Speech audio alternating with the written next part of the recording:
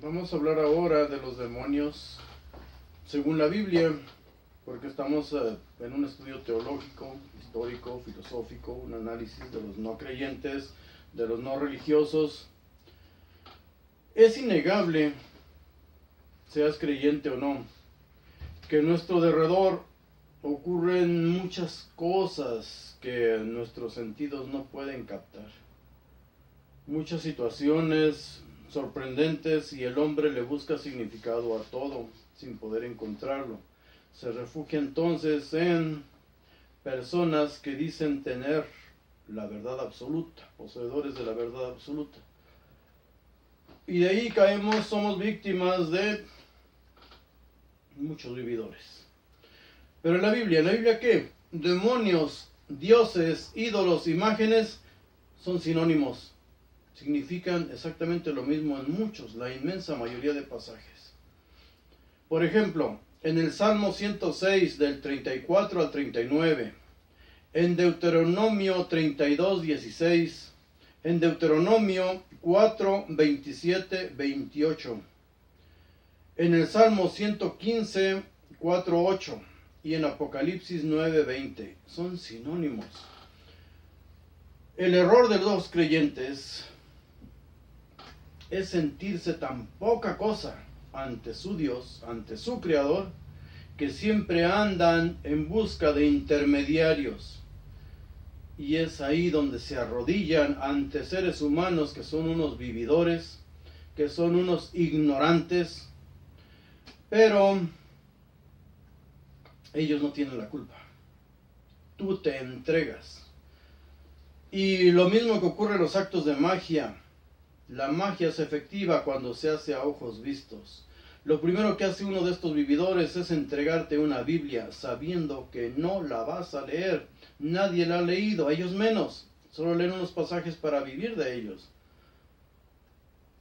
De ellos no tienen la culpa. Tú no lees, tú no te informas.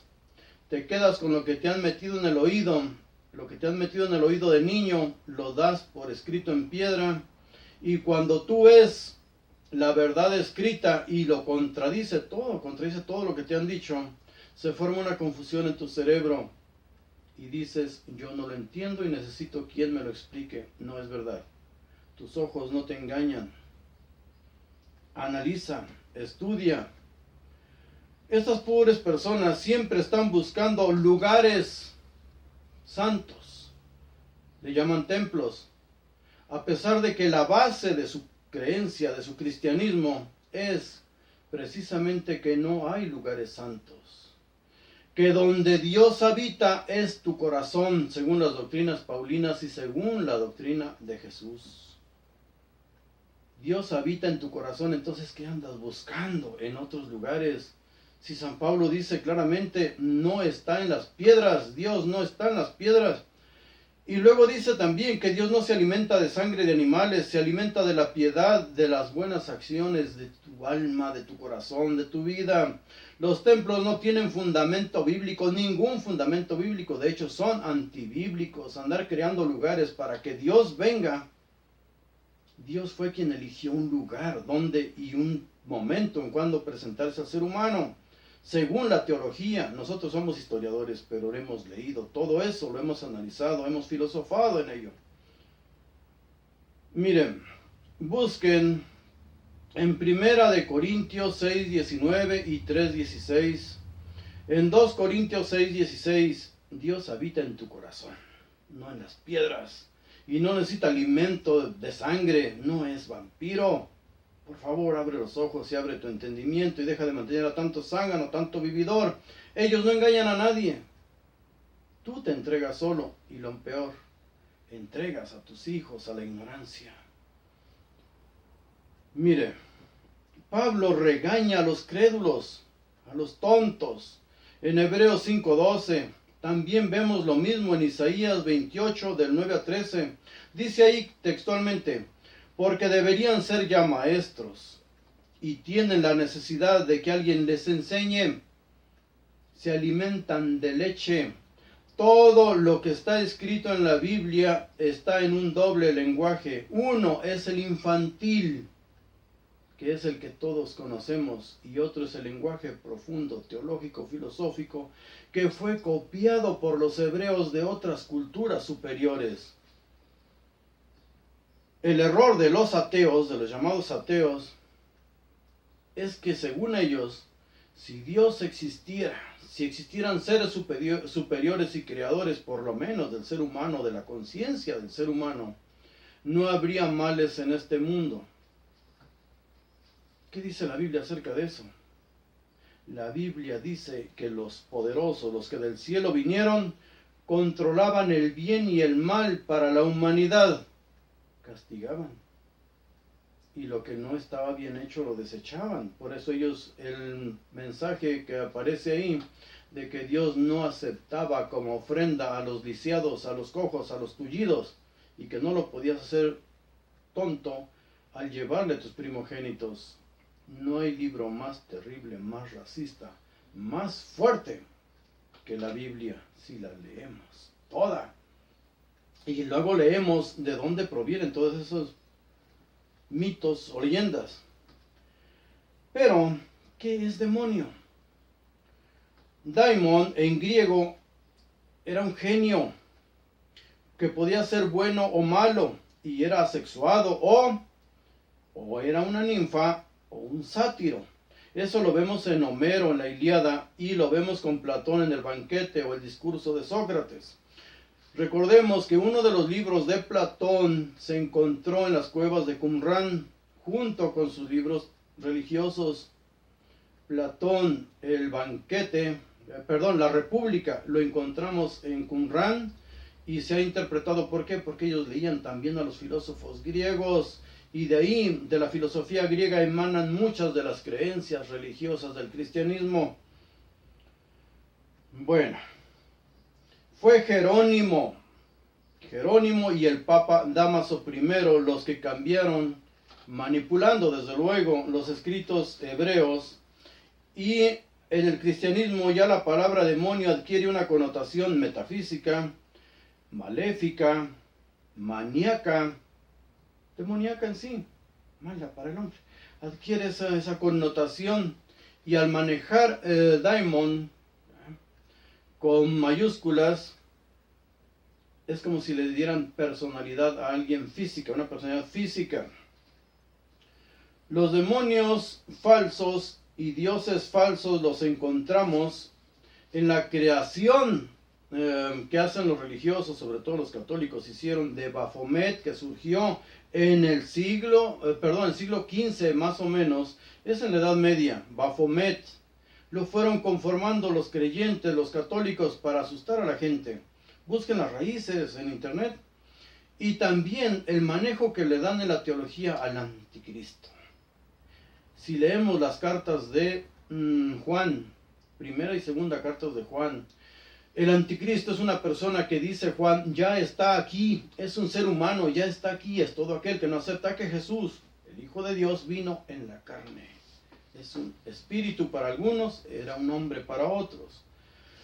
Pero como en el cristianismo se intercala la filosofía griega, también vemos que el demonio es el yo soy yo. El demonio, el bien y mal, está dentro de mí. Mis acciones van a ser castigadas o premiadas. Y eso lo vemos en Génesis 6:5. Dice, los pensamientos del hombre son siempre malos. En Proverbios 4:23, Marcos 7:21-23, Romanos 3:10 al 19 y 8:7-8, en Gálatas 5:19-21, Efesios 2:1-3, Isaías 2:8. Ahora, Isaías 2:8 es hermoso. ¿Qué dice ahí? Dice, hacen sus dioses con sus manos y se arrodillan ante ellos. ¿Dónde han visto eso? Isaías 44:10 al 20. ¿Qué dice? ¿Quién hace los dioses o forma las imágenes? Los herreros, en el versículo 14. Los carpinteros, imágenes de hombres hermosos para tenerlos en su casa.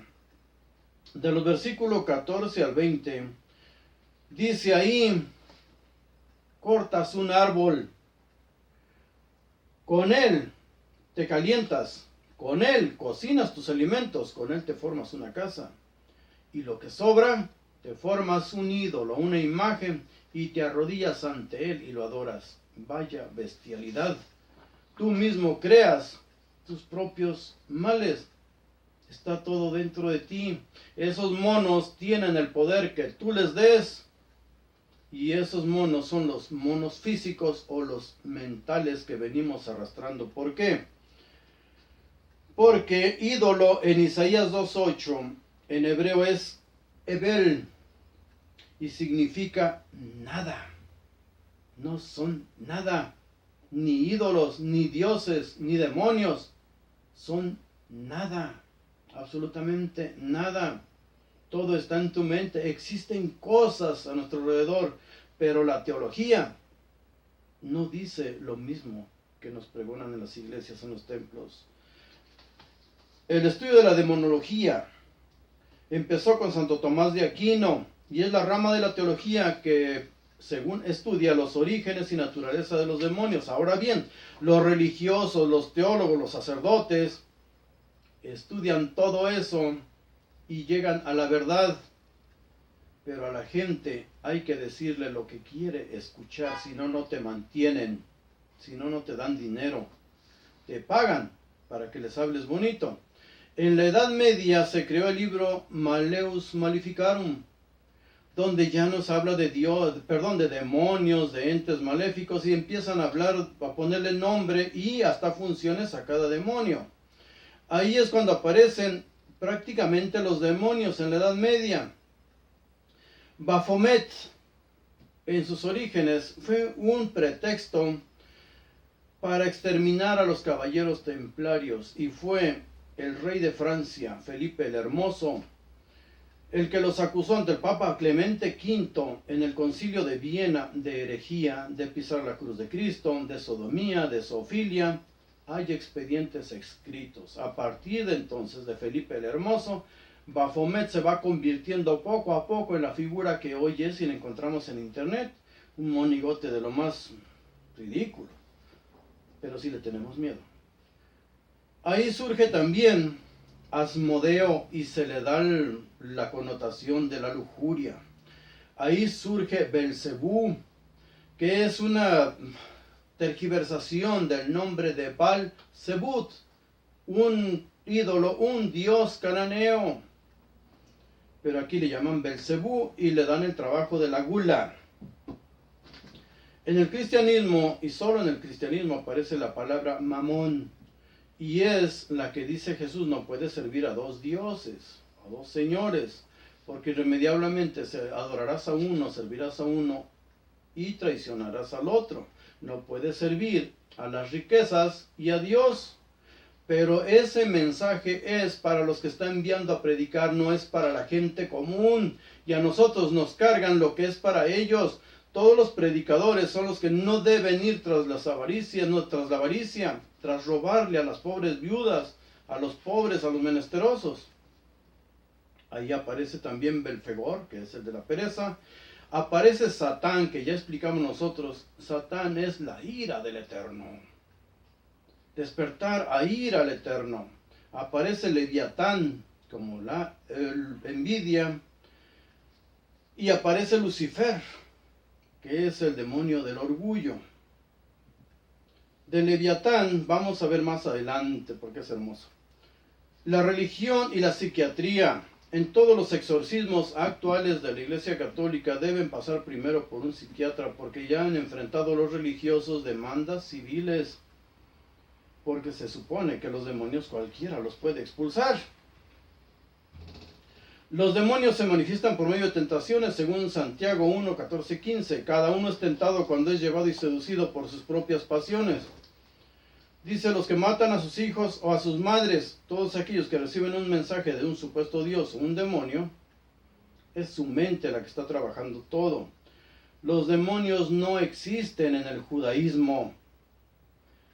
Dice en 2 Reyes 17, 33, 41, temían al Señor y servían a sus dioses cananeos, y Sofonías 1:5 dice lo mismo. Se postran al ejército del cielo y juran por el Señor y también por Milcom, porque para ellos, para los judíos, su Dios era un Dios físico y también era un Dios físico o convertido en demonio todos los dioses de las demás tribus. Azazel es un demonio, un dios cananeo que descendió junto con él, o Jehová, o Yahvé, del cielo, descendieron en una nave y compartían sacrificios humanos. Lean el capítulo dedicado a Azazel en la Biblia. Hubo matanza entre judíos por los adoradores de un dios y otro y organizada por Moisés. Lean Números 25 del 2 al 4. En el judaísmo aparece en su mitología, monstruos como Leviatán en el Salmo 74:14, en Isaías 27:1. Y le llama serpiente huidiza, serpiente tortuosa, dragón que vive en el mar. Pero en el Salmo 104:26 dice claramente, Leviatán, que hiciste para que jugara en el mar y creaste reptiles incontables. Pero todavía nos aclara, recogerá su espíritu y morirán, al polvo volverán. No son demonios, son seres marinos que fueron creados antes incluso que el ser humano. El ser humano ya no convivió con ellos. Ahora, de Behemoth, de Job 40:15, que ya lo vimos antes, del cual ya habla de que Dios manipuló a ese ser, y son lo que llaman otros Anunnakis, reptiles, en fin, seres superiores a nosotros en inteligencia porque evolucionaron antes.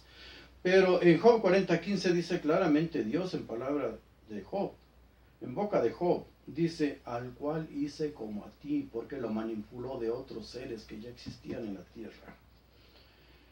En el versículo 19 incluso aclara, es la primera de las obras de Dios, es el primer ser inteligente que fue creado por Dios, y dice, solo su creador lo puede destruir. Los demonios no existen, existen seres o entes poderosos, y eso es peor a que existieran los mismos demonios. Más adelante vamos a seguir con esto. Gracias.